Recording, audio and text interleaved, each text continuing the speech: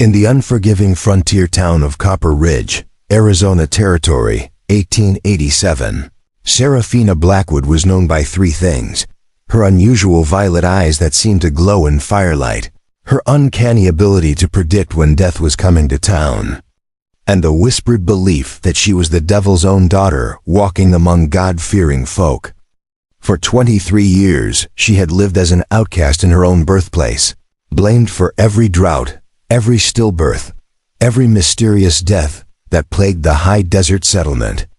But everything changed the day a mysterious Cherokee warrior named Black Wolf rode into Copper Ridge with eyes like storm clouds and a voice like distant thunder, looked straight at the woman the town feared most, and spoke words that would shatter 23 years of superstition. "I believe you."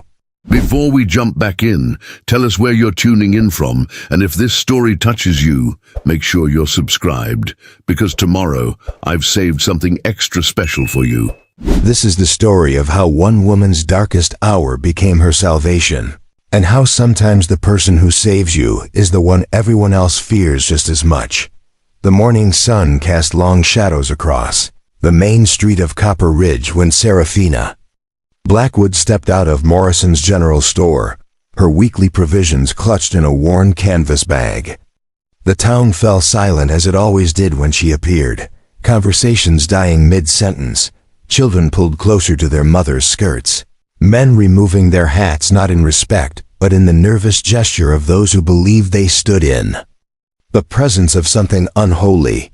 Seraphina had grown accustomed to the silence, the way it followed her like a faithful dog through the dusty streets of the only home she had ever known. At 23, she possessed a stark, unsettling beauty that seemed to confirm every whispered suspicion about her nature. Her hair was black as a moonless night, falling in waves past her shoulders despite the practical demands of frontier life.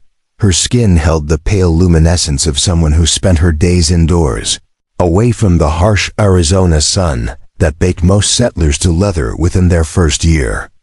But it was her eyes that truly marked her as different, violet in hue, an impossible color that seemed to shift and glow depending on the light. Eyes that some swore could see straight through to a person's soul. She walked with purpose down the wooden boardwalk, her dark blue dress simple but well-mended, her posture straight despite the weight of 23 years of suspicion pressing down on her shoulders. Behind her, she could hear the whispers resuming, the same words that had followed her since childhood, now spoken with the authority of adults who had convinced themselves they were protecting their community from evil incarnate. "Devil's daughter," came the familiar hiss from Mrs. Caldwell, the banker's wife, to her companion. "Mark my words, something terrible will happen within the week. It always does when she shows herself in town." "My grandmother could tell," replied Mrs. Patterson, her voice carrying the weight of inherited wisdom. "Said those eyes ain't natural, ain't Christian. Said her own mother sold her soul to birth such a creature." Seraphine's step faltered slightly at the mention of her mother, but she continued walking, her face a mask of composure that had taken years to perfect. She had learned long ago that showing pain only fed their conviction that she was something to be feared, that any emotion from her was proof of the darkness they believed dwelt within her heart. The truth was far more tragic and far more human than any of them suspected. Seraphine's mother, Rebecca Blackwood, had been the town's beloved schoolteacher, a woman of gentle nature and quick wit, who had won the heart of nearly everyone in Copper Ridge. But Rebecca had possessed the same unusual violet eyes, the same pale complexion, and when a series of misfortunes befell the town during her pregnancy with Seraphina, the whispers began. First came the drought that lasted 3 months, withering crops and forcing cattle to die of thirst. Then the stillbirths began, 5 babies lost in as many weeks, their tiny bodies buried in the growing section of the cemetery reserved for those who never drew breath. Finally, the mine collapse that killed 6 men, including the town's most respected citizens, sealed Rebecca's fate in the minds of the superstitious. The accusation started as murmurs, gained strength through repetition, and crystallized into unshakable belief when Rebecca died in childbirth, her final screams echoing through the night like something summoned from hell itself. The midwife, old Mrs. Garrett, swore later that the baby had been born with eyes already open, already knowing, already seeing things that no newborn should see. When those eyes proved to be the same impossible violet as her mother's, the town's verdict was swift and merciless. Seraphina Blackwood was the devil's daughter, born to bring suffering to the righteous. Now, 23 years later, Seraphina made her way to the edge of town where her small cabin stood isolated on a rocky outcropping, surrounded by nothing but sagebrush and the endless expanse of desert that stretched toward the distant mountains. The cabin had been her mother's, built by her grandfather before the war, and it remained the only place in Copper Ridge where Seraphina could exist without feeling the weight of hostile eyes upon her. The isolation had shaped her into something both harder and more sensitive than other women her age. She had learned to read the subtle signs that others missed, the way a person's breathing changed when they were lying, the scent that clung to someone who was dying, the particular quality of silence that preceded violence. The townspeople called it witchcraft, but Seraphina knew it was simply the heightened awareness that came from a lifetime of watching for threats, of needing to know when danger approached before it could strike. Her small garden flourished despite the harsh climate, yielding vegetables and herbs that grew larger and more potent than anything else in the valley. She had a gift with animals too. Wild creatures that would flee from any other human approach would allow her to tend their wounds or feed from her hand. These abilities, which might have been seen as blessings in another time and place, only served to confirm the town's darkest suspicions about her nature. Inside her cabin, surrounded by her mother's books and the few possessions that connected her to a happier past, Seraphina allowed herself the luxury of removing her mask of composure. She set her provisions on the rough wooden table and moved to the window that looked out over the valley below, where Copper Ridge sprawled like a wound in the desert floor.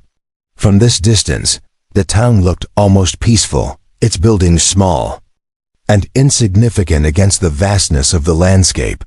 But she knew that within those walls lived people who would celebrate her death, who believed that her very existence was an affront to God and nature. The loneliness was a constant ache, a hollow space inside her chest that had grown larger with each passing year. She had tried, in her younger days, to bridge the gap between herself and the community, to prove through acts of kindness and service that she posed no threat to anyone. She had nursed sick children back to health with herbal remedies, helped deliver babies when the doctor was away, even saved the banker's son from drowning in the creek during the spring floods. But every good deed was either forgotten or twisted into evidence of her supernatural nature. Every life she saved, seen as proof that she had the power to take life as well. The sound of approaching hoofbeats broke through her reverie. Unusual, because no one ever came to her cabin unless they were desperate enough to overcome their fear. She moved to the window and peered down the rocky path that led to her door, squinting against the afternoon glare. A lone rider was making his way up the steep trail, but something about his approach was different from the furtive, shameful way that others came to her, seeking help they couldn't find elsewhere. This rider sat straight in his saddle, moving with the easy confidence of someone who belonged in the wilderness, who was as comfortable in the vast emptiness of the desert as most people were in their own parlors. His horse was a magnificent black stallion that picked its way up the treacherous path with the sure-footedness of an animal that had traveled countless miles through country that would break lesser mounts. Even from a distance, Seraphina could see that both horse and rider possessed a quality that set them apart from the soft town dwellers below. As the rider drew closer, she could make out more details that set her pulse racing with a mixture of curiosity and wariness. He was clearly not from Copper Ridge, his clothing and bearing marking him as someone who lived by different rules, who answered to different authorities than the narrow-minded citizens who had made her life a walking nightmare. His skin was Preparing and narrating this story took us a lot of time, so if you are enjoying it, subscribe to our channel. It means a lot to us now. Back to the story.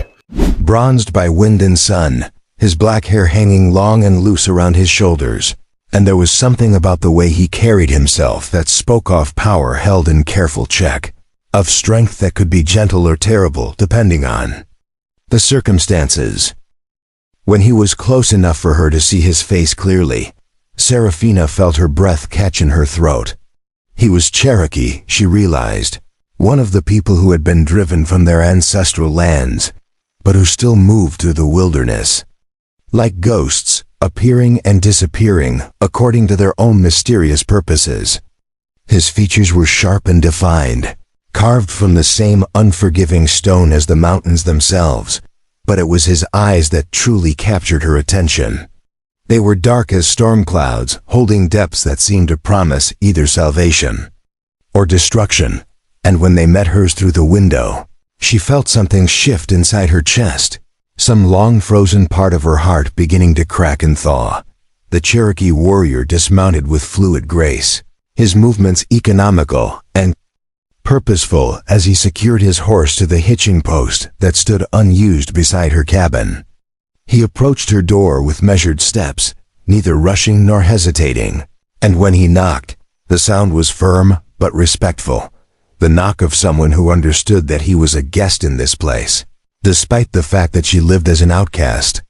From her own community, Serafina hesitated for a moment before answering, her hand trembling slightly as she reached for the door handle.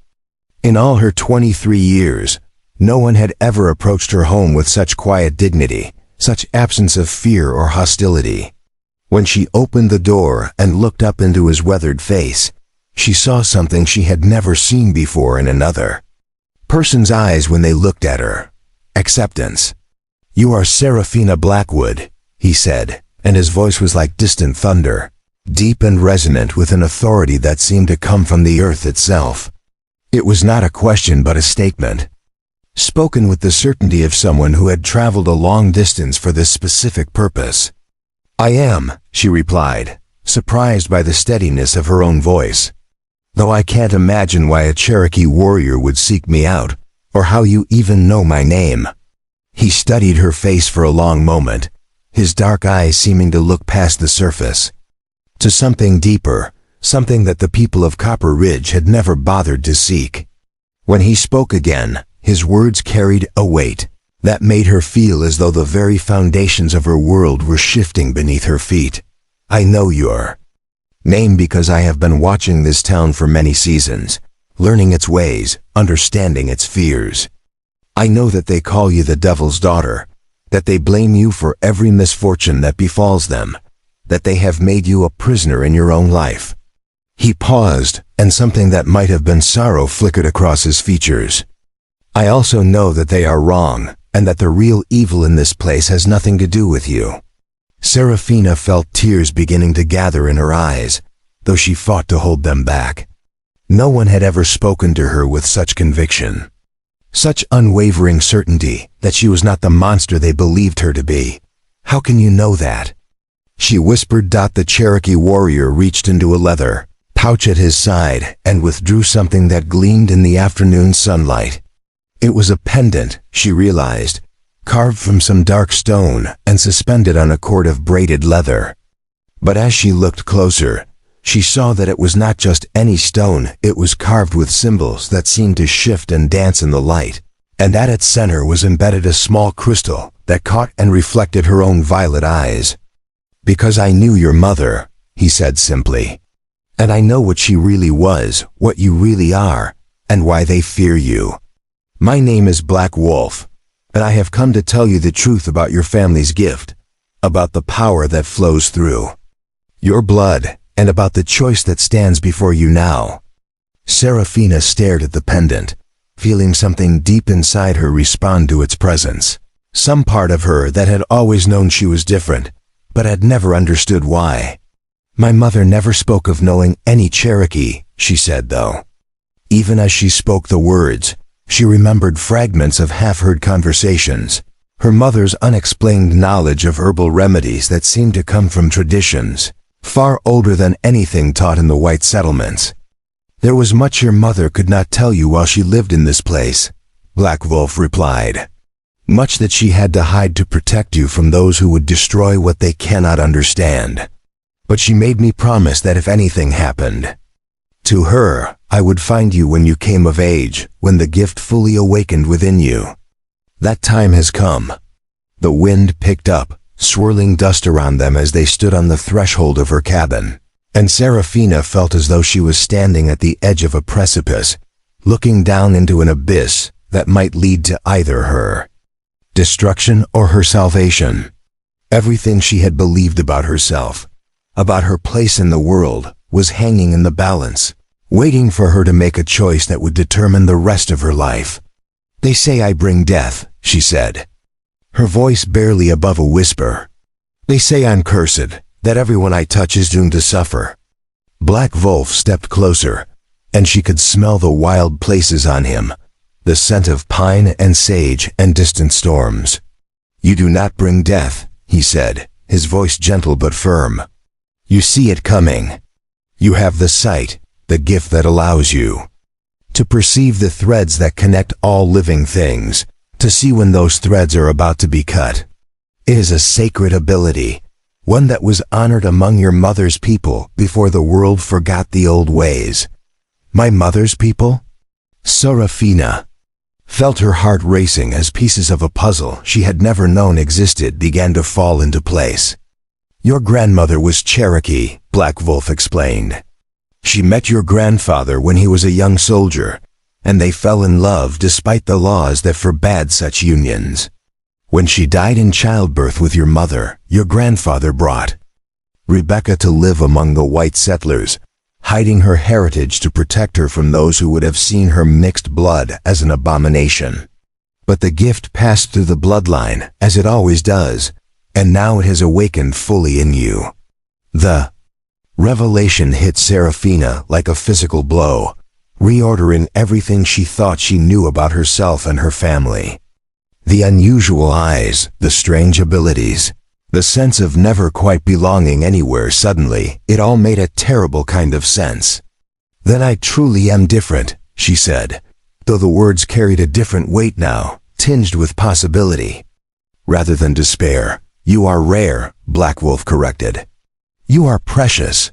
You are the keeper of an ancient gift that could help many people, if you choose to embrace it, rather than hide from it. As the sun began to sink toward the western mountains, painting the sky in shades of gold and crimson, Serafina looked out over the town that had rejected her, then back at the mysterious Cherokee warrior who had appeared like something out of a dream to offer her truths she had never dared to hope for. The choice he spoke of was clear now. She could continue to live as Copper Ridge's outcast, forever defined by their fears and prejudices, or she could step into the legacy that was rightfully hers, regardless of the consequences. What happens if I choose to learn about this gift?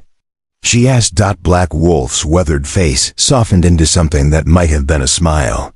Then you discover who Serafina Blackwood truly is, and the town that has feared you for so long learns what it means to face real power.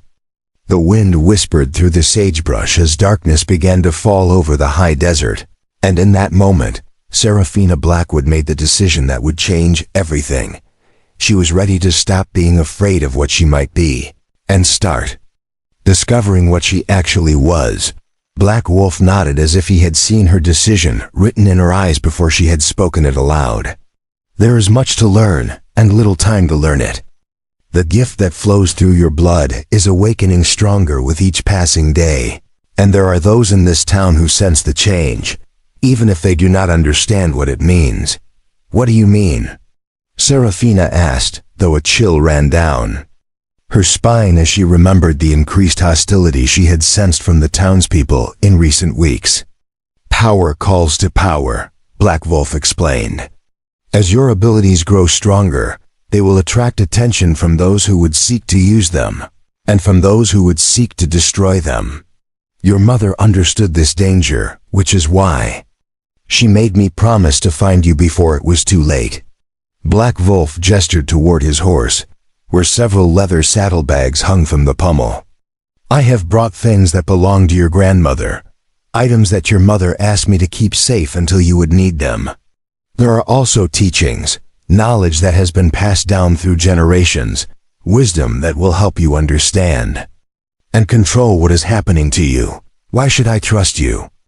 she asked, though some deep part of her already did. "Because I am the only one who knows the truth about what killed your mother," Black Wolf replied, his voice heavy with meaning. "And because I am the only one who can teach you how to prevent the same fate from befalling you." "My mother died in childbirth," Seraphina said, though she had always sensed there was more to the story. "Your mother died because she tried to use her gift to save the town during the drought, pouring so much of her life force into healing the land that she had nothing left when you were born. She sacrificed herself to prove she was not their enemy, and they repaid her sacrifice with suspicion and fear." Tears flowed down Seraphine's cheeks as the truth settled in. All these years, she had carried the guilt of believing her birth had caused her mother's death. "She was trying to prove she wasn't evil," Seraphina whispered. "And in doing so, she gave them proof that she possessed powers beyond their understanding." The drought ended 3 days after she died, and instead of seeing her sacrifice, they convinced themselves that the land had been cleansed by her death. Black Wolf moved closer in the growing darkness. "You have a choice now, Seraphina Blackwood. You can continue to hide from what you are, or you can embrace your heritage, learn to control your abilities, and decide for yourself how you will use the power that flows through your blood." "What would you teach me?" she asked. "I would teach you to see the threads that connect all living things, to understand the flow of life force that moves through every creature. I would teach you to read the signs that speak of coming change, to distinguish between natural death and death that comes from darker sources. Most importantly, I would teach you to protect yourself from those who would misuse such knowledge." The mention of darker sources sent a chill down her spine. "Are you saying that some of the deaths they blamed on me might actually have been caused by someone else?" Black Wolf's expression grew grave. "I am saying that there are those who practice the old ways for destructive purposes, who seek power not to heal, but to control and destroy. Your mother sensed such a presence in this town, which was part of why she was so determined to prove her innocence. You're telling me there really is someone in Copper Ridge who has been causing the deaths blamed on me and my mother?" "I am telling you that such things are possible, and that someone with your gifts would be able to sense such a presence, to track it to its source and stop it. But only if you are properly trained. When would we begin?" she asked, surprised by the steadiness of her own voice. "Tomorrow with the rising sun," Black Wolf replied. "But tonight, there is something else you must know." He reached into his saddlebags and withdrew a bundle wrapped in soft doeskin. When he unfolded the leather, Seraphina saw a book unlike any she had ever seen. The cover was made of dark wood that seemed to absorb starlight, carved with symbols that shifted and danced when she looked at them directly. "This belonged to your grandmother. It contains the accumulated wisdom of her people, knowledge passed down through generations of medicine women and seers. Your mother studied it in secret, learning to understand her gifts through its teachings."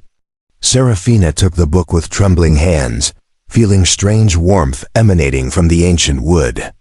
The moment her fingers touched the cover, she felt a surge of memory and vision, images flashing too quickly to comprehend, but leaving an impression of vast knowledge waiting to be unlocked. "She never told me," she whispered. "She couldn't risk these people discovering she possessed such knowledge. But she made me promise that when the time was right, I would place it in your hands." Seraphina opened the book carefully, and the pages seemed to glow with soft silver light. The text was in a language she didn't recognize, but somehow she could sense meaning behind the symbols. "I can't read it," she said, though that wasn't entirely true. Some deep instinct was beginning to make sense of the strange symbols. You will learn. The ability to read the old language is part of your heritage. It will come to you gradually as you begin to understand your true nature. The book grew warmer in her hands, and Serafina felt connected to something vast and ancient. A tradition stretching back through countless generations of women who had possessed the same gifts. There is one more thing, Black Wolf said urgently. Learning to use your gifts will make you more visible to those who seek to exploit or destroy such power. You must be prepared that claiming your heritage will bring new dangers. Serafina closed the book gently and held it against her chest.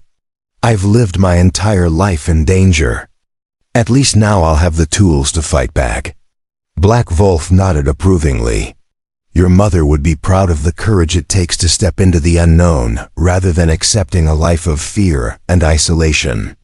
As the night deepened, Serafina felt as though she stood at the threshold of a new existence. The scared, lonely girl who had spent 23 years hiding from the world was beginning to transform into something that might actually be worthy of the power flowing through her blood. Tomorrow then, she said, and the words felt like a promise to a future both terrifying and magnificent in its potential. Dawn broke over the high desert with the kind of brilliant clarity that made the air itself seem to shimmer with possibility. Serafina stood at her window, watching the sun paint the distant mountains in shades of gold and crimson, the ancient book still clutched against her chest. She had not slept, had spent the entire night poring over its pages, and something extraordinary was happening to her mind. The strange symbols that had been incomprehensible mere hours ago were beginning to resolve themselves into meaning, as though some long-dormant part of her consciousness was finally awakening. Black Wolf had made camp beside the creek that ran behind her cabin, and she could see smoke rising from his small fire, could smell the earthy scent of sage burning in the morning air. The sight of him there, solid and real in the growing light, confirmed that the previous night had not been some fever dream, born of loneliness and desperation. He had come, just as he had promised her mother he would, and now her life would never be the same. She dressed carefully in her simplest clothes, a worn brown skirt and white cotton blouse that had belonged to her mother, then braided her long black hair back in a practical style that would not interfere with whatever lessons awaited her. The book she wrapped carefully in a piece of oiled cloth, protecting it from the dust and moisture that seemed to pervade everything in the desert, then secured it in a leather satchel that had once been her grandfather's. When she stepped outside, Black Wolf was waiting for her, standing beside his magnificent black stallion with the patient stillness of someone who had learned to move in harmony with the natural rhythms of the world. He had changed from his traveling clothes into garments more suited to the work ahead, soft buckskin pants and shirt decorated with intricate beadwork, moccasins that would allow him to move silently across any terrain, and a medicine bag that hung from a cord around his neck. "You look different," he observed as she approached, and there was something like approval in his dark eyes. "The book has already begun to work its influence on you." Serafina touched the satchel that held the precious volume, feeling its warmth even through the leather and cloth. "I dreamed of things last night, visions that felt more real than any dream I've ever had. I saw women who looked like me, who had the same eyes, the same abilities. They were teaching me things, showing me how to see the world differently." "The ancestral memories," Black Wolf nodded. "They are part of the gift, knowledge that passes from mother to daughter through the bloodline. The book serves as a key, unlocking what was always there but hidden from your conscious mind."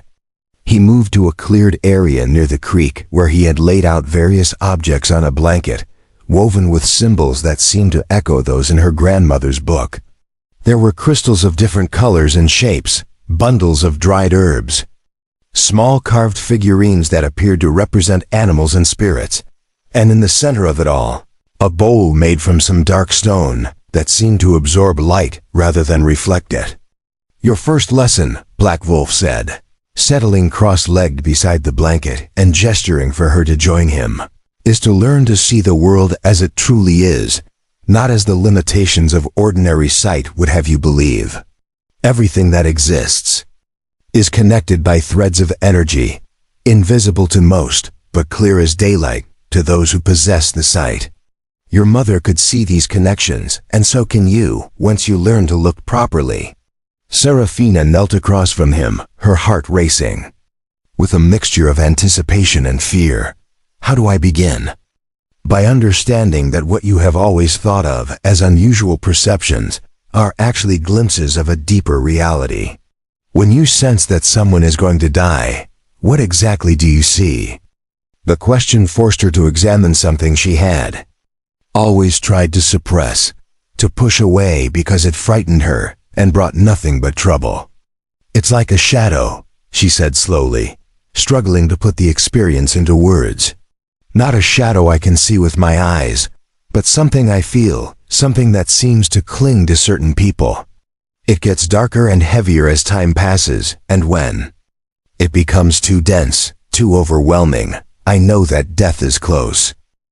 You are seeing the life force as it begins to fade, Black Wolf explained, his voice taking on the cadence of a teacher who had explained such things many times before.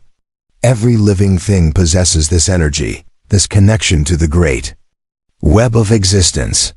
When someone is nearing the end of their natural span, or when that energy is being drained by unnatural means, those with the sight can perceive the change.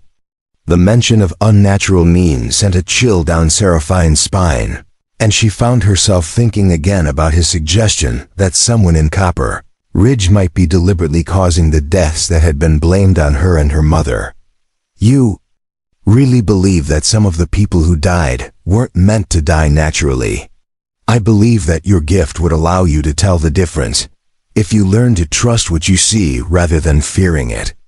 Black Wolf reached for one of the crystals, a piece of clear quartz that seemed to contain its own inner light. Hold this and look at me. Tell me what you see. Serafina took the crystal, surprised by how warm it felt in her palm, and focused her attention on the Cherokee warrior sitting across from her. At first she saw only what anyone would see, a weathered man in his middle years, his face marked by sun and wind and the kind of patient endurance that came from a lifetime spent in close contact with the natural world. But as she continued to look, something else began to emerge, a subtle shimmer that seemed to surround him like heat waves rising from sun-baked stone. There's light around you, she said softly, wonder creeping into her voice. Like a glow, but not exactly. It's strongest around your head and your hands, and it pulses in rhythm with your heartbeat. You are seeing my life force, the energy that flows through all living things. The crystal helps to focus your natural abilities, makes it easier to perceive what was always there. Black Wolf smiled, and the glow around him seemed to brighten in response to his emotion. Now look toward the town. Use the sight, but protect yourself with the knowledge that you are only observing, not interfering. Serafina turned her gaze toward Copper Ridge, the crystal still warm in her hand, and gasped at what she saw. The entire settlement was visible to her in a way it had never been before. Each building, each person surrounded by the same kind of energy she had observed around Black Wolf, but the patterns were different, more complex, and in some cases, deeply disturbing. Most of the townspeople showed the normal ebb and flow of healthy life force, the energy bright and steady around those in good health, dimmer and more erratic around those who were sick or elderly. But there were several individuals who displayed patterns that made her stomach clench with unease. Their energy fields were wrong somehow, darker and more chaotic than they should be, and in one case, the darkness seemed to be spreading outward like an infection, touching and influencing the people around it. There, she whispered, pointing toward the center of town where the largest and most disturbing disturbance was located. Something's wrong there, something that doesn't belong. Black Wolf followed her gaze, his expression growing grim as he saw what she was seeing. That is, the source I spoke of, the presence your mother sensed but could never fully identify. It has grown stronger in the years since her death, feeding on the fear and suspicion it has helped to create. What is it? Serafina asked, though part of her already suspected the answer. Someone who has learned to manipulate the life force of others for their own purposes, to drain energy from the living to increase their own power and extend their own life. Such practitioners are rare, but they exist, and they are drawn to places where they can work in secret, where their activities can be blamed on other causes. The implications were staggering, and Serafina felt a surge of anger so intense that the crystal in her hand began to grow hot. All these years, she and her mother had been blamed for deaths and disasters that were actually being caused by someone else. Someone who was using their suffering as a cover for their own dark activities. Who is it? She demanded, but even as she asked the question, the answer was becoming clear to her. The center of the disturbance was located in the heart of the town, in a building she knew well, and the realization of who was responsible hit her like a physical blow. Dr. Holbrook, she breathed, the name falling from her lips like a curse. Dr. Marcus Holbrook had been the town's physician for as long as anyone could remember.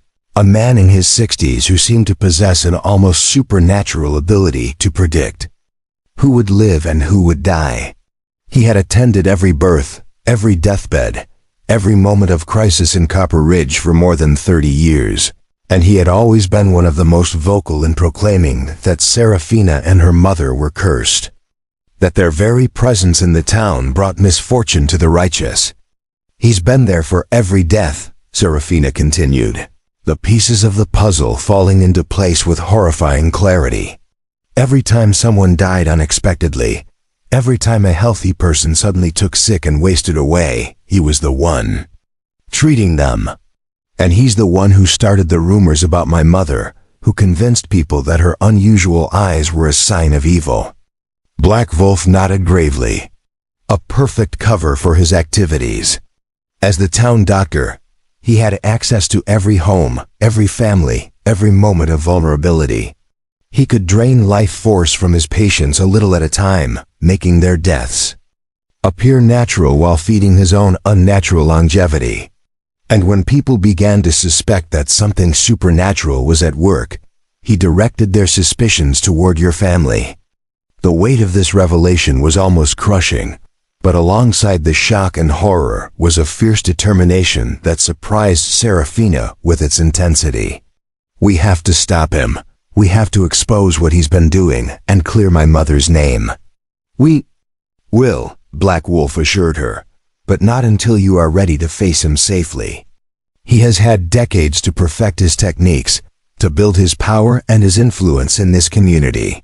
If you confront him now without proper training and protection, you will suffer the same fate as your mother. Serafina looked down at the crystal in her hand, which was still warm and pulsing with its own inner light. Then teach me. Teach me everything I need to know to stop him. The next several hours passed in intensive instruction that pushed Seraphine's understanding of herself and her abilities to its very limits. Black Wolf guided her through exercises designed to strengthen her natural sight, to help her distinguish between different types of energy and learn to protect herself from those who might try to manipulate or drain her own life force. She learned to create shields of focused intention around herself, invisible barriers that would prevent other practitioners from accessing her energy without her permission. She learned to read the subtle signs that indicated when someone was using unnatural means to influence the world around them, and she began to understand the complex network of cause and effect that connected every living thing in an intricate web of interdependence. But perhaps most importantly, she learned that her abilities were not a curse or an accident, but part of an ancient tradition of women who had served as guardians and healers, protectors of the natural order against those who would pervert it for their own selfish ends. The book her grandmother had left her was not just a collection of knowledge, but a sacred trust, a responsibility that had been passed down through generations and now rested on her shoulders. As the afternoon sun began to sink toward the western mountains, Black Wolf called a halt to the formal lessons and sat back to observe his pupil with something that might have been pride. "You learn quickly," he said. "The gift is strong in you, stronger perhaps than it was in your mother. But strength without wisdom can be dangerous both to yourself and to others." "What do you mean?" Serafina asked, though she suspected she already knew the answer. "Your mother's greatest weakness was her desire to prove herself to people who were determined to see her as evil. She poured so much of her energy into trying to heal and help them that she left herself vulnerable to those who would exploit her compassion. You must be careful not to make the same mistake." Serafina nodded, understanding the warning even as she felt the same compassionate impulses stirring within her own heart. The people of Copper Ridge had rejected her, had made her life a misery of isolation and suspicion, but they were also innocent victims of Dr. Holbrook's manipulation, pawns in a game they didn't even know they were playing. "There's something else you need to understand," Black Wolf continued, his voice taking on a note of urgent seriousness. "The kind of power that Holbrook wields, the ability to drain life force from others, is addictive. The more he uses it, the more he needs it to maintain his unnatural longevity. He will have sensed the awakening of your gifts, will know that someone in this area has the ability to see through his deceptions and expose his activities. You're saying he knows about me? I'm saying he will be watching, waiting for an opportunity to eliminate the threat you represent, or to corrupt you into serving his purposes. Such practitioners are always seeking apprentices, others they can teach their techniques to in exchange for loyalty and service." The thought of being approached by Dr. Holbrook, of having him try to convince her to join him in his dark practices, made Seraphine's skin crawl. But it also gave her an idea, a dangerous plan that began to take shape in her mind as she considered the possibilities. "What if I let him approach me?" she said slowly. "What if I pretend to be interested in learning from him, get close enough to gather evidence of what he's been doing?" Black Wolf's expression grew alarmed. "Absolutely not. You are not ready for such deception, and the risks are too great. If he suspected for even a moment that you were trying to expose him, he would kill you without hesitation." "But it might be the only way to get proof," Serafina argued. "The townspeople will never believe accusations against their respected doctor without evidence they can see and understand. There are other ways," Black Wolf said firmly. "Safer ways that don't require you to put yourself directly in the path of a predator who has been perfecting his techniques for longer than you have been alive." Before Serafina could respond, the sound of approaching hoofbeats echoed across the desert, growing louder as multiple riders made their way up the rocky path toward her cabin. She and Black Wolf both tensed, and she felt him gathering his own energy in preparation for whatever confrontation might be approaching. "Stay behind me," he instructed, rising smoothly to his feet and positioning himself between Serafina and the approaching riders. "And be ready to use the shields I taught you if necessary."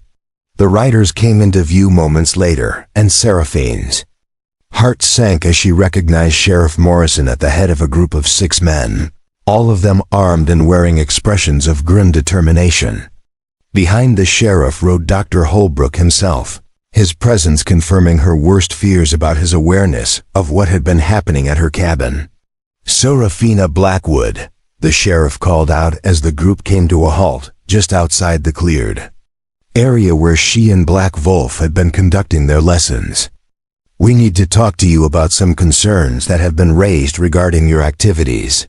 Dr. Holbrook nudged his horse forward, his pale eyes fixed on Serafina with an intensity that made her skin crawl. When he spoke, his voice carried the same paternal authority that had made him such a respected figure in the community, but now she could hear the underlying menace that she had been too young and too intimidated to recognize before. "I'm afraid there have been reports of strange lights and unnatural activities taking place up here," he said, his gaze shifting to Black Wolf with undisguised hostility. Activities that some might consider to be witchcraft or other forms of devil worship. The accusation hung in the air like smoke from a gunshot, and Serafina felt the weight of 23 years of suspicion and fear pressing down on her shoulders once again. But this time, something was different.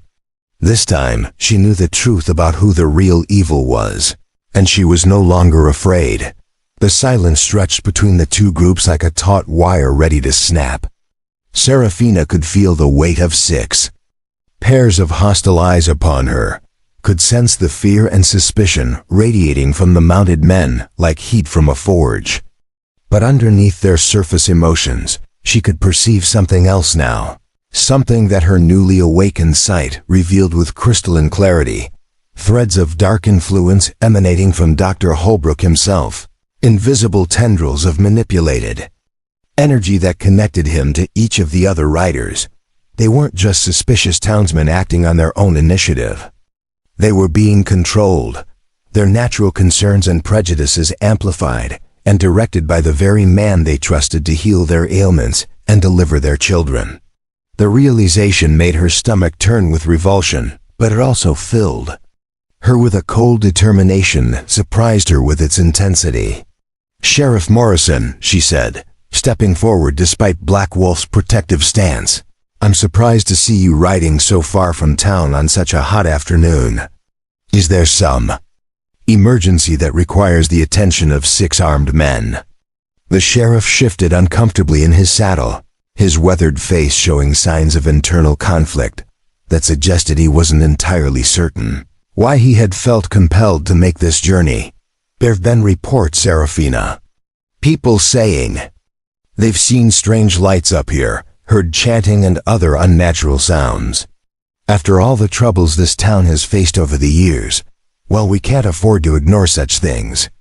Behind him, Dr. Holbrook's pale eyes glittered with malicious satisfaction, and Serafina could see the dark energy flowing from him intensifying, pressing against the minds of the other men like fingers probing for weakness. The doctor was enjoying this confrontation, savoring the opportunity to destroy her, just as he had destroyed her mother's reputation years before. "And what exactly do you think I've been doing up here that would require such aggressive investigation?" she asked, her voice carefully controlled despite the anger building in her chest. It was Dr. Holbrook who answered, nudging his horse forward with the confidence of a man who believed himself untouchable. "Serafina, my dear child, surely you understand our concerns. You've always been ... different, and now, with this savage appearing in our community, engaging in who knows what kind of heathen rituals ... He gestured dismissively toward Black Wolf, his voice dripping with the kind of casual prejudice that frontier settlements used to justify their treatment of anyone who didn't conform to their narrow expectations. Black Wolf remained motionless, but Serafina could sense the controlled fury radiating from him, could see the way his hand rested casually near the knife at his belt. He was a warrior, she realized, someone who had faced violence many times before and emerged victorious. But he was also outnumbered 6-1, and any conflict here would likely end in bloodshed that would only confirm the townspeople's worst suspicions about both of them. "Dr. Holbrook," she said, forcing herself to meet his gaze directly, "you've known me since I was born. You delivered me yourself, if I recall correctly. In all that time, have you ever seen me harm anyone? Have you ever witnessed me practicing anything that could be called witchcraft or devil worship?" The doctor's smile was thin and cold, the expression of a predator who had cornered his prey and was savoring the moment before the kill. "My dear child, evil rarely announces itself so obviously. The devil's greatest trick is convincing people that he doesn't exist, and those who serve him are often masters of deception." As he spoke, Serafina felt something probing at the edges of her consciousness, a subtle pressure that seemed to be trying to burrow into her thoughts and emotions. It was Dr. Holbrook, she realized with shock, attempting to manipulate her mind just as he was manipulating the other men.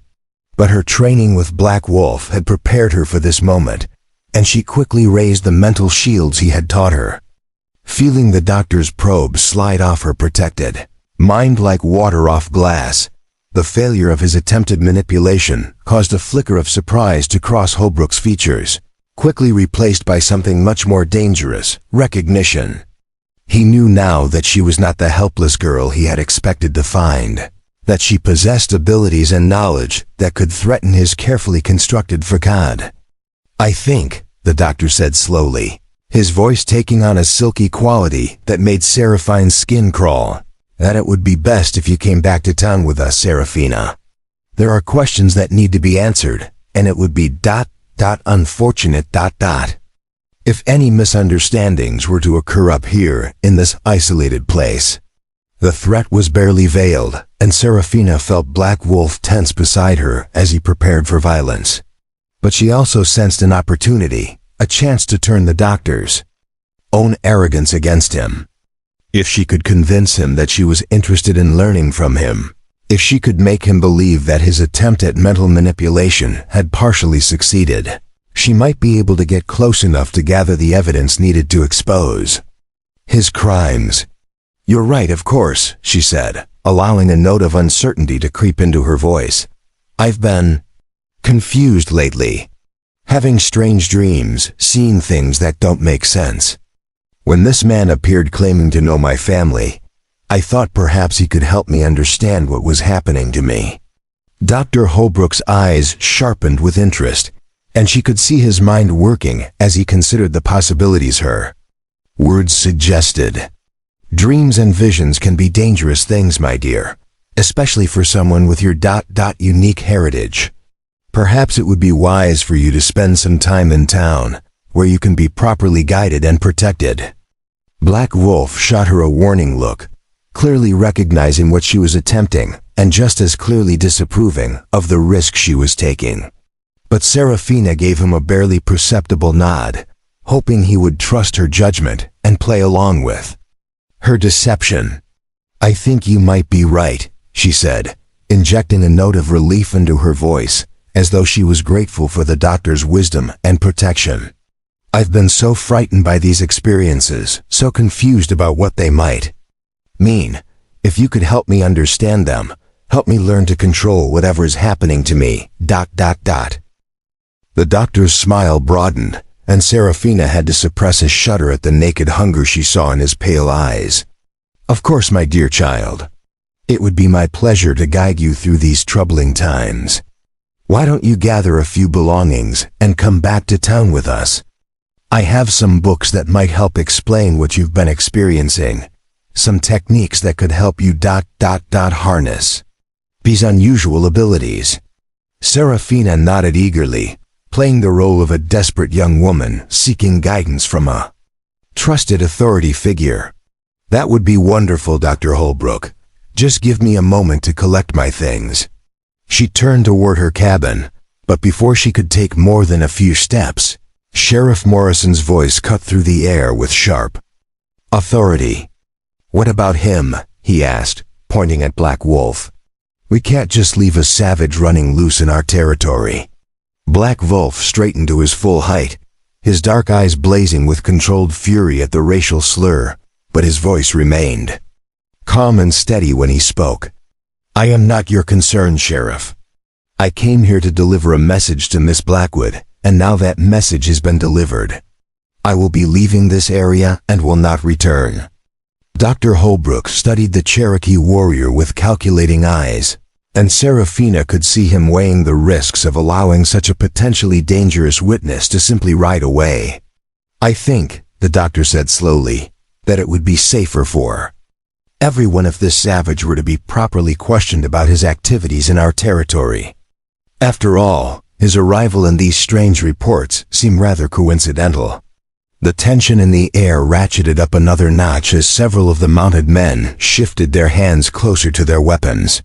Black Wolf remained perfectly still, but Seraphina could sense the coiled violence in his posture, could see that he was calculating distances and angles, preparing for a fight that would almost certainly end in his death. "Wait," she said quickly, stepping between the two groups before violence could erupt. "Dr. Holbrook, if I'm going to come back to town with you, if I'm going to trust you to help me understand these abilities, then I need to know that you won't harm someone who was only trying to help me." This man knew my grandmother, knew things about my family that no one else could tell me. Surely that knowledge makes him valuable, not dangerous. The doctor considered her words, his pale eyes studying her face for any sign of deception. She forced herself to meet his gaze steadily, projecting an image of sincere gratitude and trust while keeping her mental shields firmly in place to prevent him from reading her true intentions. "Very well," he said finally. "The savage may go, but he is not to return to this territory again. If he is seen anywhere near Copper Ridge after today, he will be shot on sight." Black Wolf nodded curtly, but as he moved toward his horse, he caught Seraphan's eye for just a moment. In that brief contact, she saw understanding and approval, along with a promise that made her feel less alone than she had since this confrontation began. He would not abandon her to face this danger alone, regardless of what promises he might make to ensure his immediate safety. As Black Wolf mounted his horse and rode away without looking back, Seraphina felt a pang of fear at watching her only ally disappear into the desert. But she also felt a surge of determination that surprised her with its intensity. She was no longer the helpless girl who had spent 23 years hiding from the world's suspicions and fears. She was a woman with power, with knowledge, and with the courage to use both in service of justice. "Now then, my dear," Dr. Holbrook said, his voice taking on the paternal tone that had fooled so many people over the years, "why don't you gather whatever you need and we'll head back to town? I have a comfortable room above my office where you can stay while we work on understanding these troubling experiences of yours." Seraphina nodded and moved toward her cabin, her mind racing as she considered what she would need for the dangerous game she was about to play. The ancient book was the most important thing, but she couldn't risk carrying it openly where the doctor might see and recognize it. Instead, she carefully wrapped it in plain cloth and tucked it into the bottom of a saddlebag along with some ordinary belongings that would provide cover for its presence. She also gathered a few items that Black Wolf had taught her to recognize as protective talismans, a piece of turquoise that could help maintain mental clarity, a small bundle of sage that could cleanse negative energy, and a tiny crystal that could amplify her natural abilities. These she secreted in various pockets and hidden places on her person, hoping that the doctor's arrogance would prevent him from suspecting that she possessed any knowledge of such things. When she emerged from the cabin with her few belongings, Dr. Holbrook was waiting with an expression of paternal concern that made her skin crawl.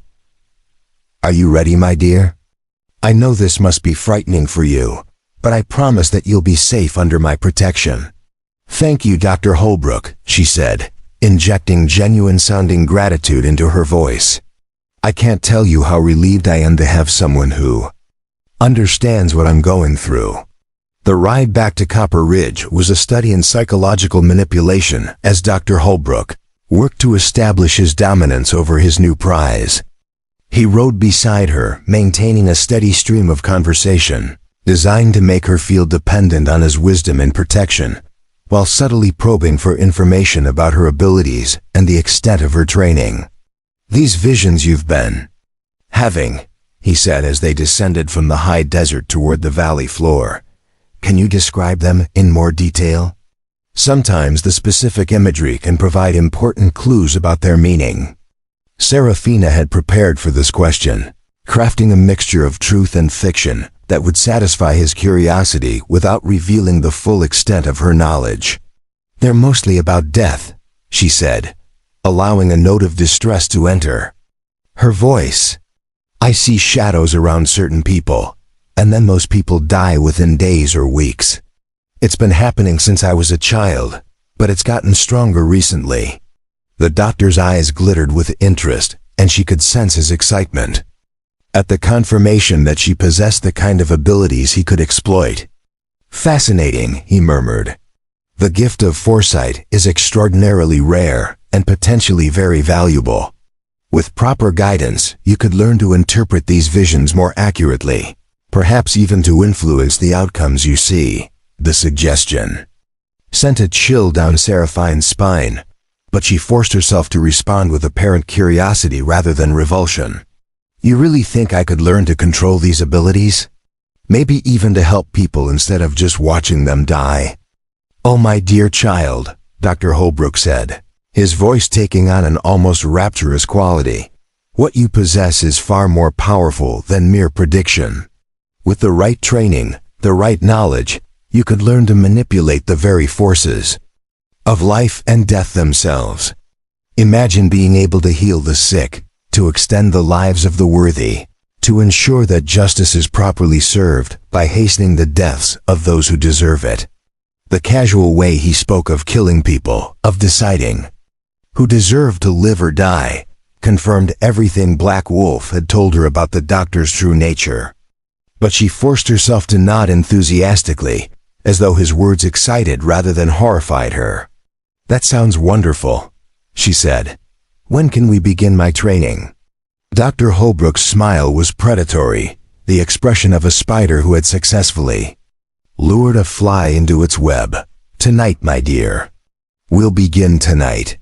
As they reached the outskirts of Copper Ridge, Seraphina felt the weight of countless hostile stares following their progress through the streets. The townspeople watched from doorways and windows, their faces showing a mixture of curiosity and disapproval at seeing their local pariah riding openly with their respected physician. But she also sensed something else, a subtle rawness in the very air of the settlement that her enhanced perception now allowed her to detect. The town was sick, she realized. Not physically, though there was that too, but spiritually poisoned by decades of Dr. Holbrook's influence. The natural flow of life energy that should have moved freely through the community was twisted and distorted, channeled in ways that served the doctor's purposes rather than the health and prosperity of the people who lived here. Dr. Holbrook's office and residence occupied a large building on Main Street, a two-story structure that had been built to impress rather than simply to serve.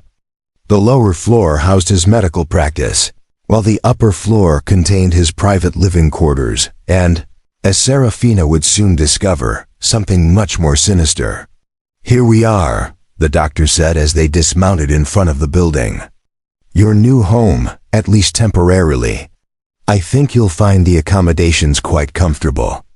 He led her through the front entrance, past the familiar waiting room where she had spent many uncomfortable hours as a child, and up a narrow staircase to the second floor. The room he showed her to was indeed comfortable, furnished with obvious care and attention to detail, but there was something about it that made her uneasy. "The previous occupant of this room was a young lady much like yourself," Dr. Holbrook explained as he showed her around the space. "She had similar gifts, similar potential. Unfortunately, she proved to be uncooperative in her training." The casual way he mentioned this previous student, the slight emphasis he placed on her uncooperative nature, sent a clear message about the fate that awaited those who disappointed their teacher. But Seraphina forced herself to respond with apparent innocence. "What happened to her?" she asked. Dr. Holbrook's smile never wavered, but something cold and deadly flickered in his pale eyes. "An unfortunate accident, I'm afraid. The kind of thing that can happen when one dabbles in forces beyond their understanding without proper guidance." That evening, as darkness settled over Copper Ridge like a shroud, Dr. Holbrook came to collect Seraphina for her first lesson. He had changed from his daytime clothes into a black robe decorated with symbols that made her skin crawl, and he carried with him an ornate wooden box that seemed to radiate malevolent energy. "Are you ready to begin your real education, my dear?" he asked, his voice taking on a hypnotic quality that would have been irresistible to someone without her training and mental protection. Seraphina nodded eagerly. playing her role as the naive student while internally preparing herself for whatever horror she was about to witness. "I'm ready, Dr. Holbrook. I want to learn everything you can teach me." The doctor's smile was the most terrifying thing she had ever seen, an expression of pure evil masked by paternal benevolence. "Excellent," he said. "Then let us begin with the most fundamental lesson of all, how to take life from one and give it to another." Dr. Holbrook led Serafina down a hidden staircase behind a false wall in his office, the wooden steps creaking ominously under their feet as they descended into what she had always assumed was simply a storage cellar. The air grew colder with each step, thick with the scent of decay and something else, something that made her enhanced senses recoil in revulsion. It was the smell of corrupted life force, of energy that had been twisted and perverted for purposes that violated the very foundations of natural law. The basement chamber that opened before them was unlike anything she could have imagined existing. Beneath the respectable facade of a frontier doctor's practice, the walls were carved from the living rock of the desert floor, covered with symbols that hurt to look at directly, designs that seemed to writhe and shift in the flickering light of black candles placed in strategic positions around the room. At the center of the space stood a stone altar, its surface stained with substances that Serafina didn't want to identify, surrounded by implements that belonged in no legitimate medical practice. "Welcome to my true laboratory," Dr. Holbrook said, his voice echoing strangely in the confined space. "This is where the real work is done, where the boundaries between life and death become negotiable." Serafina forced herself to appear fascinated rather than horrified, though every instinct screamed at her to flee this place of darkness and evil. "How long have you been working down here?" she asked, injecting wonder into her voice while her mind catalogued every detail that might later serve as evidence of his crimes. "Nearly 30 years, the doctor replied with obvious pride. "I discovered these techniques during my medical training back east, learned from a professor who understood that conventional medicine was merely scratching the surface of what was truly possible. When I came to Copper Ridge, I saw an opportunity to practice my craft without the interference of narrow-minded colleagues or suspicious authorities." He moved to a cabinet filled with bottles and jars containing substances that defied identification, selecting several containers with the care of a craftsman choosing his tools. "The beauty of a frontier settlement," he continued, "is that people expect a certain amount of hardship, a certain number of unexplained deaths. As long as you provide reasonable explanations for their losses, they'll accept almost anything rather than face the terrifying possibility that there are forces at work beyond their understanding."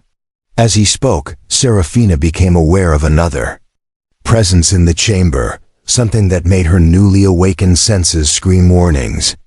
In the shadows beyond the circle of candlelight, she could perceive a figure that seemed to exist only partially in the physical world, a spirit bound to this place through methods she didn't want to contemplate.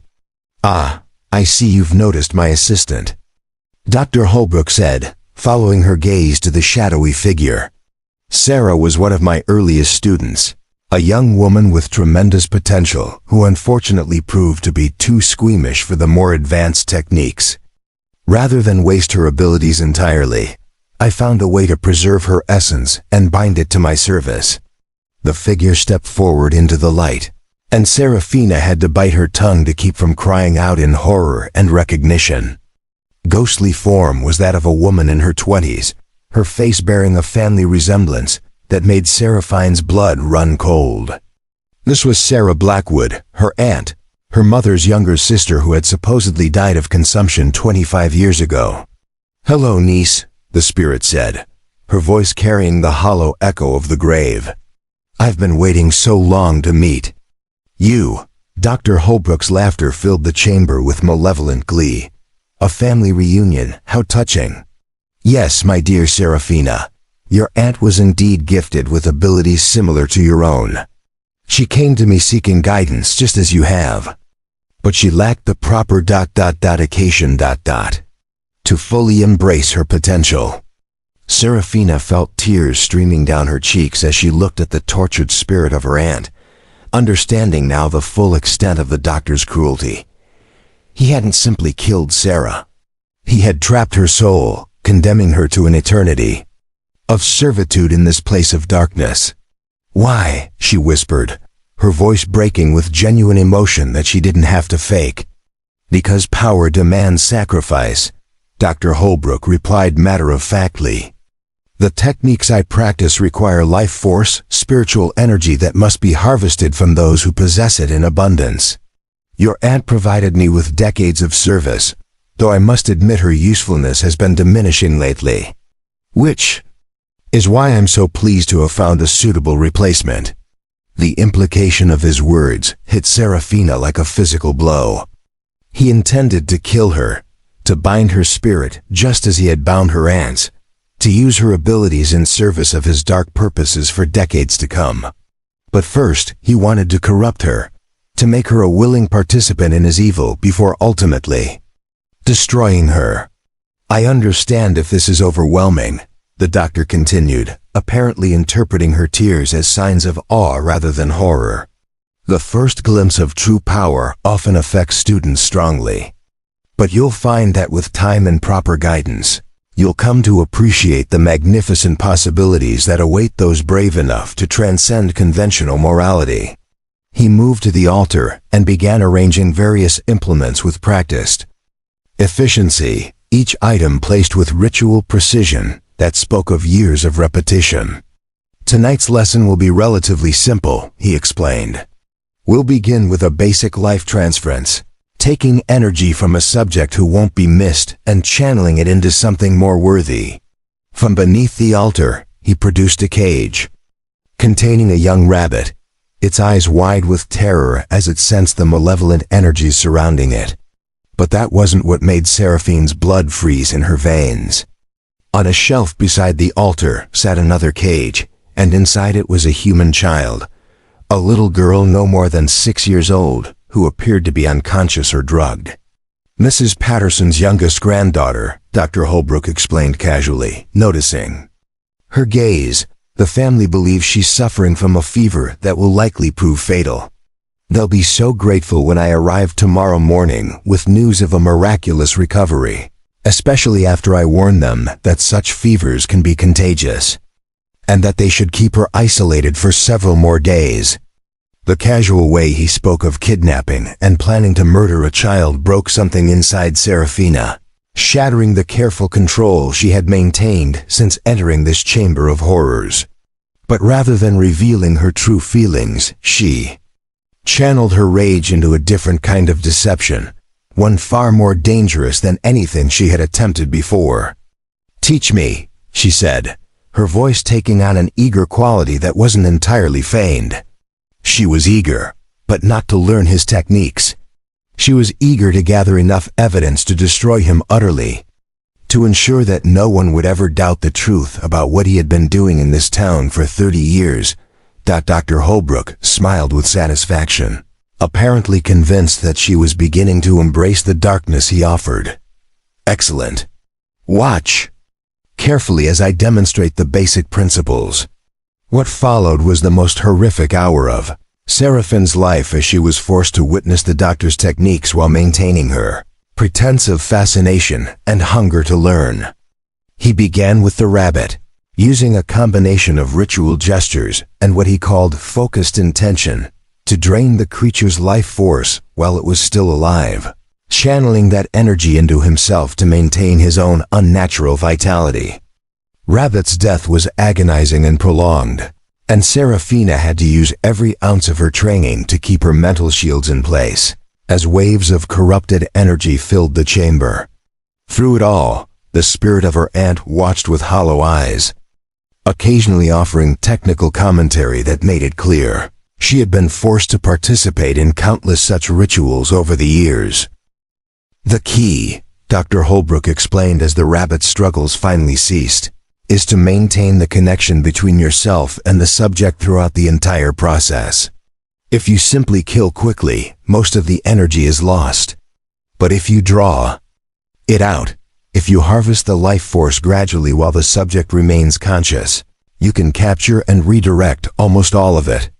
He turned toward the caged child, and Serafina knew that she had reached the moment when her deception would either save or damn them both. Now, my dear student, it's time for you to demonstrate what you've learned.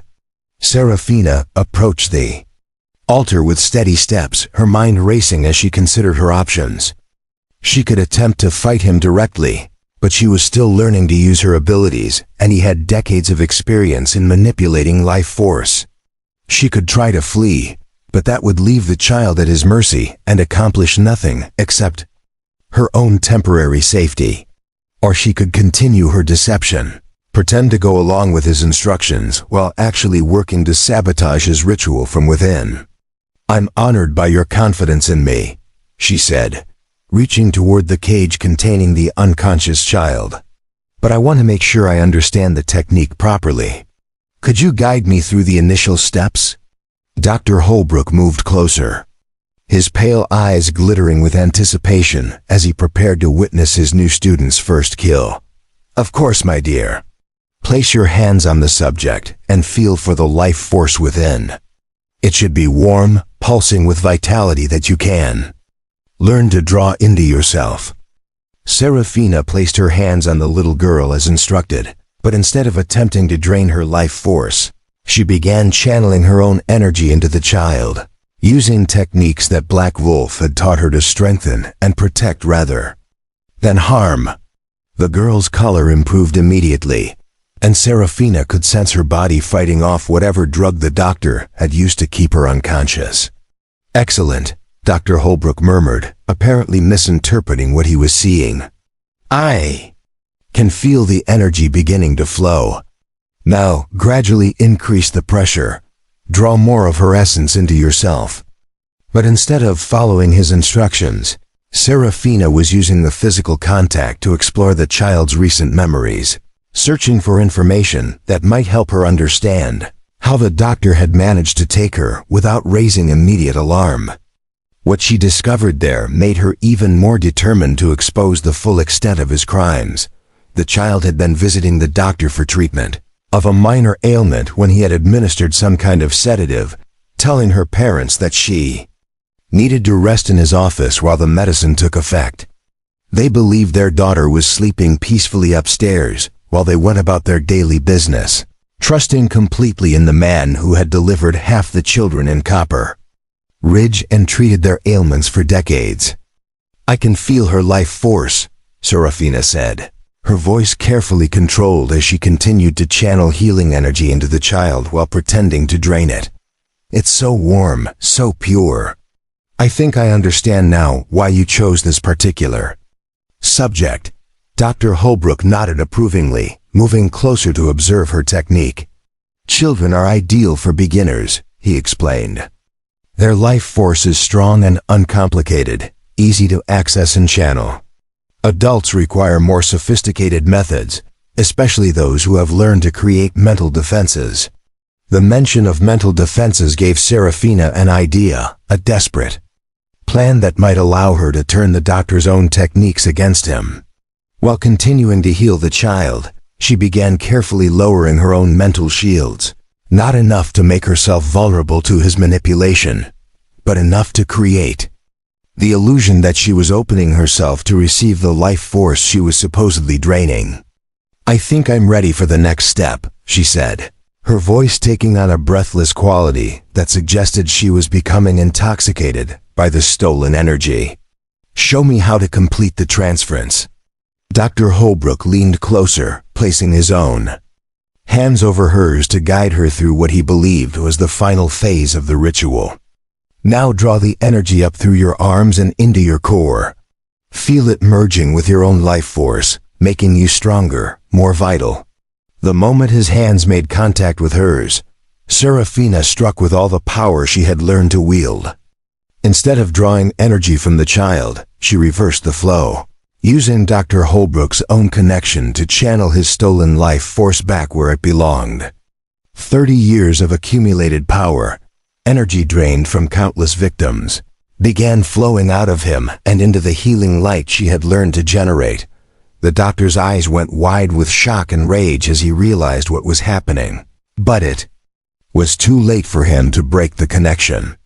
Serafina had used his own techniques against him, turning his moment of victory into the instrument of his destruction. "You little witch!" he snarled, his face beginning to age visibly as decades of artificially extended life drained away. "You think you can destroy me? I am the master here." He began fighting back, trying to reverse the flow of energy and drain her life force instead. But Serafina was ready for him. Drawing on everything Black Wolf had taught her about protecting herself from energy manipulation, she maintained her grip on both the child and the doctor, using the little girl's innocent life force as an anchor while she systematically dismantled the dark practitioner's accumulated power. "Sarah!" Dr. Holbrook screamed, calling on his bound spirit to assist him. "Destroy her, I command you." But the spirit of Seraphine's aunt turned toward her captor with an expression of malevolent satisfaction. "I think not," she said, her voice taking on strength and substance as the bonds that held her began to weaken. "I've been waiting 30 years for this moment." The battle that followed was unlike anything Serafina could have imagined. A conflict fought not with weapons or physical strength, but with pure will and the fundamental forces of life and death themselves. Energy crackled through the chamber as the doctor fought desperately to maintain his hold on the power he had stolen, while Serafina worked to liberate not just the child, but all the life force he had accumulated over his decades of practice. Little girl's eyes fluttered open as the healing energy coursed through her, driving out the last effects of the doctor's drugs and restoring her natural vitality. She looked up at Serafina with confusion but no fear, somehow sensing that the woman touching her meant no harm. "Angel?" the child whispered, her voice soft and wondering. "Not an angel," Serafina replied, her voice strained with the effort of maintaining her assault on the doctor's defenses. "But someone who's going to make sure you get home safe to your family." Dr. Holbrook's appearance was changing rapidly as his stolen youth drained away, revealing the true extent of his unnatural longevity. His hair turned white, then fell out entirely. His skin became wrinkled and spotted with age, his back bent with the weight of years he should have experienced decades ago. But even as his body failed, his malevolent will remained strong, and he continued to fight with the desperate fury of a predator facing its own destruction. "You cannot defeat me," he gasped, his voice now thin and reedy with age. "I have knowledge, power accumulated over lifetimes. You are nothing but an ignorant girl playing with forces beyond your comprehension." But even as he spoke, Serafina could feel his resistance weakening, could sense the bonds that held his stolen power beginning to dissolve under her sustained assault. Around the chamber, other spirits were beginning to appear, the ghosts of his victims finally free to manifest, as their stolen life force was liberated and returned to the natural flow of existence. "Your knowledge dies with you," Serafina said, her voice ringing with authority that surprised her with its strength. "Your power was never truly yours, and now it returns to where it belongs." The end, when it came, was swift and final. Dr. Holbrook's body crumbled to dust as the last of his stolen vitality drained away, leaving behind only empty clothes and the implements of his dark craft. The spirits of his victims flickered around the chamber for a moment, each one looking at Serafina with gratitude before fading into whatever lay beyond, finally free to find their rest. Only the spirit of her aunt remained, looking more solid and vital than she had since Serafina first saw her. "Thank you," Sarah said, her voice carrying a warmth that hadn't been there while she was bound to the doctor's service. "You've freed us all." "I wish I could have done it sooner," Serafina replied, tears streaming down her face as she looked at the aunt she had never known existed. "You did it when you could," Sarah replied with gentle understanding. "And now you must carry on what our family was meant to do. Protect the innocent, fight the darkness, and never let fear keep you from doing what's right."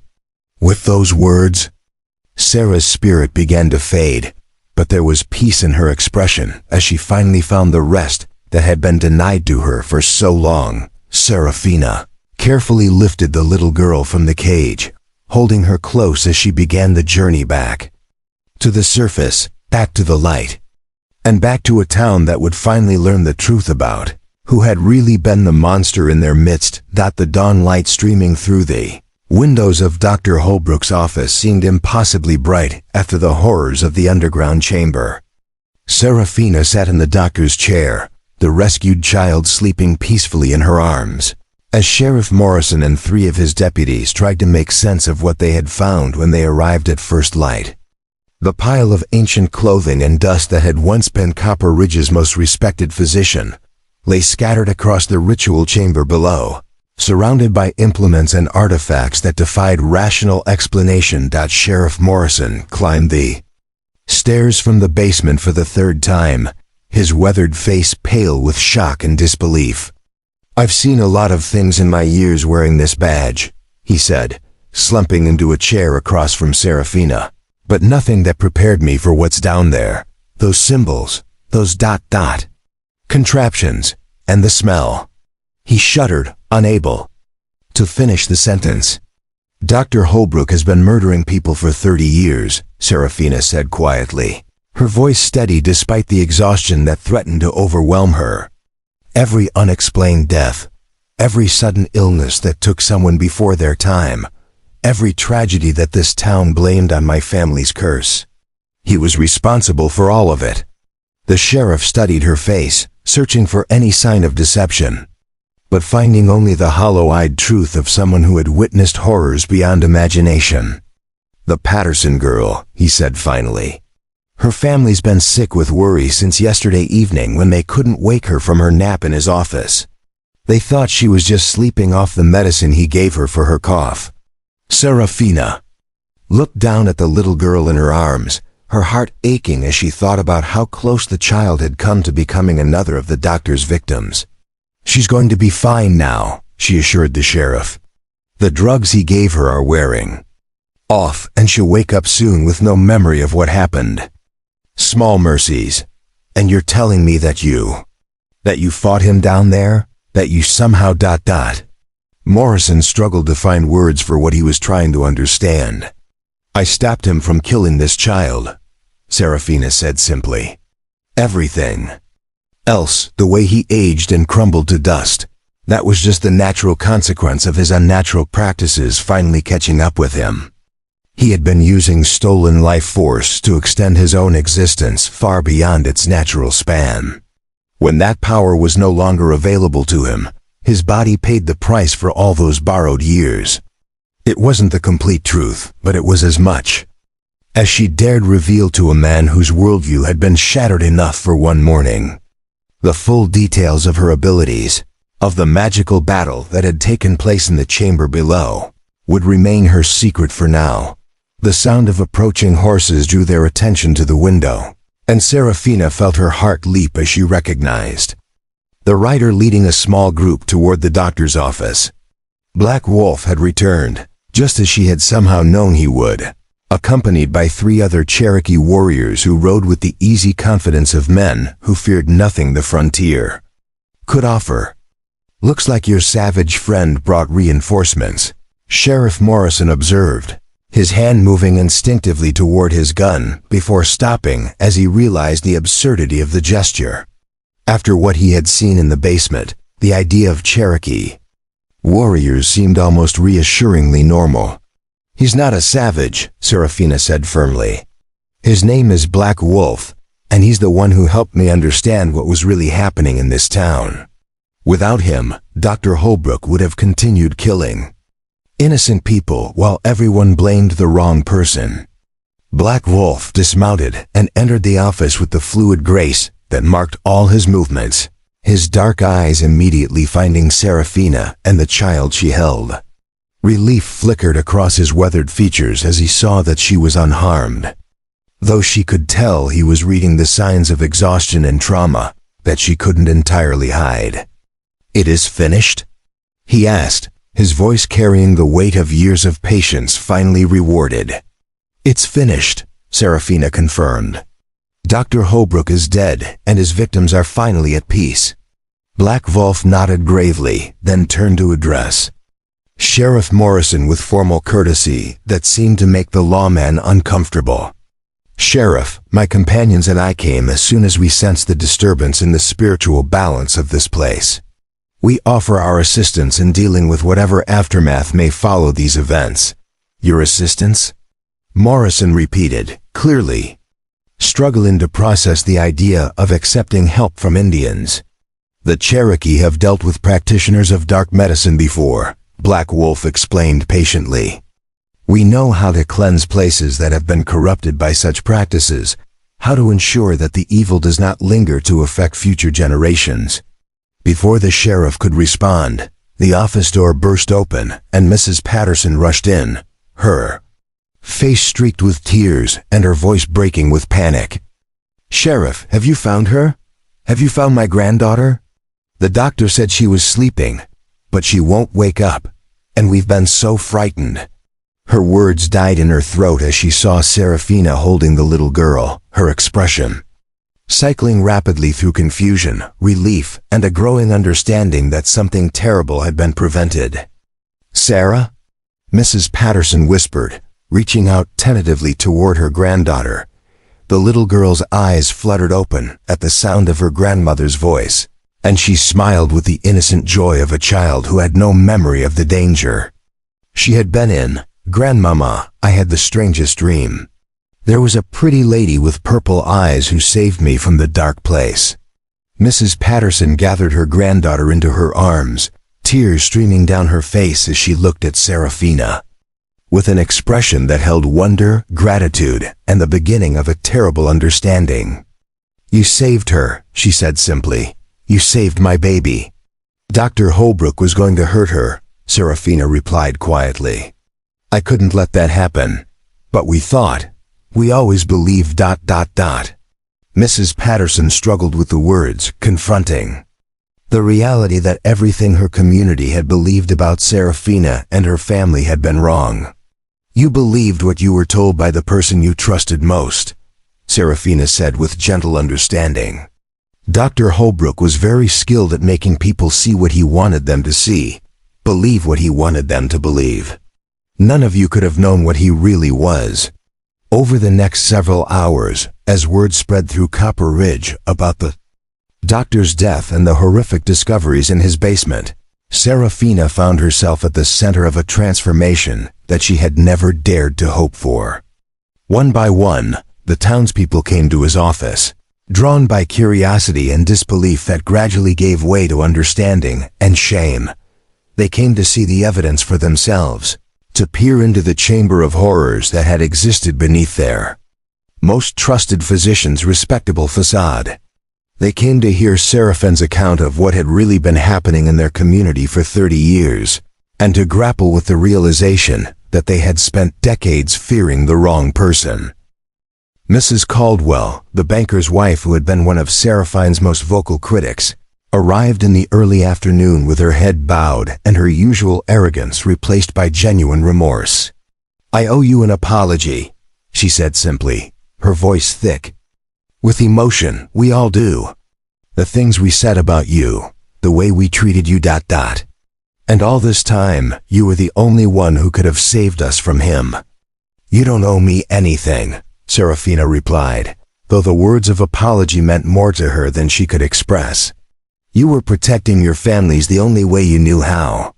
But we were wrong, Mrs. Caldwell insisted. So terribly, horribly wrong. How can we ever make up for what we put you through? It was Black Wolf who answered, stepping forward with the quiet authority that seemed to come so naturally to him. You can make up for it by learning from it, he said. By teaching your children to look for truth instead of accepting fear. By remembering that sometimes the person everyone calls a monster is actually the one standing between you and real evil. Throughout the afternoon, as the town grappled with the revelations about their beloved doctor and their despised outcast, Serafina found herself watching Black Wolf with new eyes. She had been so focused on the immediate crisis, so consumed with the need to stop Dr. Holbrook and save the child, that she hadn't had time to truly appreciate what his presence in her life meant. He had risked everything to help her, had defied the sheriff's orders and returned despite the threat of violence, because he understood that she would need support in dealing with the aftermath of her confrontation with the dark practitioner. More than that, he had seen something in her that she was only beginning to recognize in herself, the potential to be not just a victim or a survivor, but a protector, a guardian of the innocent against forces that most people couldn't even imagine. As evening approached and the last of the curious townspeople departed, leaving behind promises of support and offers of assistance that would have seemed impossible just 24 hours earlier, Serafina found herself alone with Black Wolf on the porch outside the doctor's office. The sun was setting behind the distant mountains, painting the sky in shades of gold and crimson that reminded her of the morning when her life had changed forever. "What happens now?" she asked, settling into one of the rocking chairs that Dr. Holbrook had kept for patients waiting to see him. The irony of seeking comfort in furniture that belonged to a mass murderer wasn't lost on her, but the events of the past day had left her too drained to care about such details. Black Wolf took the chair beside her, his presence as solid and reassuring as the mountains themselves. "Now you decide what kind of life you want to build with the gifts you've been given," he said. "The town will accept you now, even celebrate you. You could have a normal life here, marry a local man, raise children, put all of this behind you." "And the other option?" she asked, though she suspected she already knew what he was going to say. "You could come with me. Learn more about your heritage, develop your abilities further, help me find and stop others like Dr. Holbrook who prey on innocent people." He paused, his dark eyes meeting hers with an intensity that made her pulse quicken. It would be a dangerous life, a lonely one at times, but it would be a life spent protecting people who can't protect themselves. Serafina considered both options, weighing the appeal of safety and acceptance against the call of duty and purpose that she felt stirring in her heart. The people of Copper Ridge had spent 23 years fearing her, and now they were ready to embrace her, to make up for their past treatment with overwhelming acceptance and gratitude. She could have the normal life that had always seemed impossible, the husband and children and community standing that her mother had never been able to achieve. But she could also remember the look in little Sarah Patterson's eyes when she had awakened from her drugged sleep, the trust and gratitude of a child who had been saved from a fate too horrible to imagine. She could remember the peace on her aunt's face as her spirit was finally freed to find rest, and the feeling of rightness that had filled her when she turned Dr. Holbrook's own evil against him. "If I chose the second option," she said carefully, "would I be choosing it alone?" Black Wolf's weathered features softened into something that might have been a smile. "You would never be alone, Serafina Blackwood. Not as long as I draw breath." The promise in his words was clear, and Serafina felt her heart race as she realized that he was offering her not just a partnership in their shared mission, but something deeper and more personal. The Cherokee warrior who had appeared in her life like something out of a dream was inviting her to share not just his purpose, but his heart. "I've spent my whole life being called the Devil's Daughter," she said softly. "I think I'd like to try being someone's angel for a while." Black Wolf reached for her hand, his calloused fingers intertwining with hers in a gesture that felt like a promise and a benediction combined. "Then we'll be angels together," he said. "Dark angels perhaps, but angels nonetheless." As the last light faded from the sky and the first stars appeared overhead, Serafina made her choice. She would leave Copper Ridge behind, not as an outcast fleeing from persecution, but as a woman embracing her destiny. The town that had feared her would remember her as their savior, and she would carry that knowledge with her as she and Black Wolf rode into the vast wilderness of the American frontier, seeking others who needed protection from the darkness that most people never knew existed.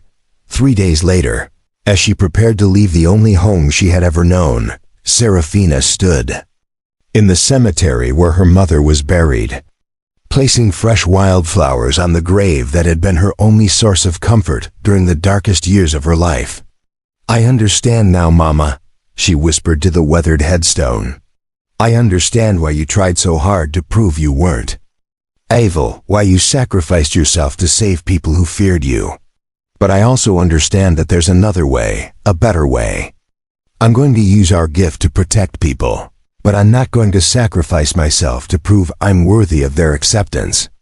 Black Wolf waited patiently by the cemetery gate, holding the reins of 2 horses loaded with supplies for their journey. He had spent the past 3 days teaching her more advanced techniques for using her abilities, preparing her for the challenges they would face together in their new life as protectors of the innocent. "Ready?" he asked as she joined him, and there was no pressure in the question, no hint that he would think less of her if she changed her mind at the last moment. "Ready," she confirmed, accepting the reins of the beautiful mare he had acquired for her use. "Where do we go first?"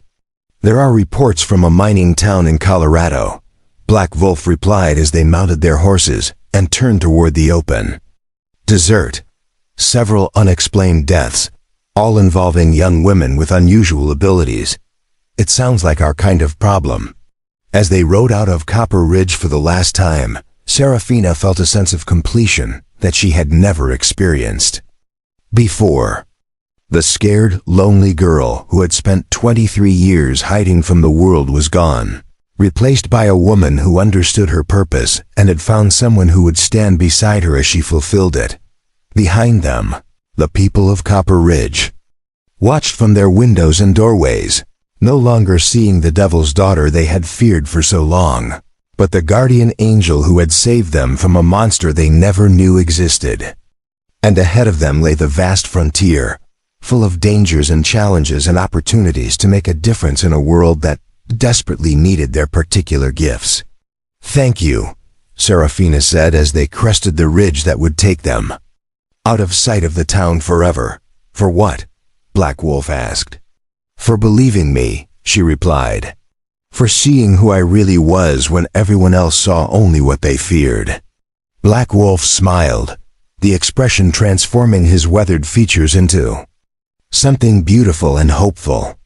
"Sometimes the person who saves you is the one everyone else fears just as much," he said, echoing the words that had begun their story together. And as they disappeared into the golden light of a new dawn, Serafina Blackwood finally understood that she had never been cursed at all. She had been blessed with the power to stand against the darkness, and she had found someone who would help her use that blessing to protect the innocent and punish the wicked, wherever their journey might take them. The devil's daughter had become an angel of justice, and her story was just beginning. Up next, you've got 2 more standout stories right on your screen. If this one hit the mark, you won't want to pass these up. Just click and check them out, and don't forget to subscribe and turn on the notification bell so you don't miss any upload from us.